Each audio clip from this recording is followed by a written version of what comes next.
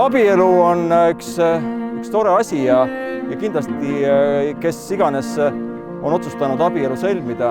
Esimene kindlasti selline eesmärk võiks olla see, et see abielu kestaks kogu elu. Ükskõik milliseks see elu ka teie kahe vahel ei kujune. Me teame, et elus tuleb igasuguseid hetki ette. Ja on selliseid olukordusi, kus on tormituuled ja igasugused väljakutsed, aga on kindlasti ka palju rõõmu. Vahet ei ole, heas kui halvas, see on see, millele täna tahate alla kirjutada ja üksteisega selle lepingu sõlmida.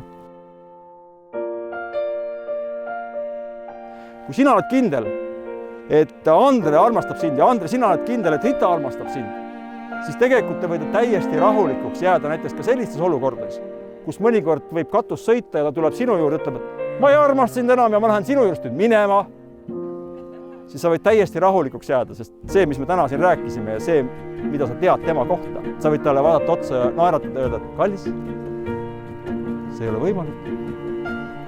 Jah, ei olegi võimalik. Armastus ei saa otsa lõppeda, kui me räägime päris armastust. Tunded tulevad ja lähevad ja neid saab tuua jälle juurde, aga päris armastus on rohkem kui tunded. See on palju enamat. See on see, et see on kiindumus, see on sõprus, see on lugupidamine, ongi see vastutuse võtmine, see on see, et kogu elu ma ütlengi jah. Ja see on tõeline armastus.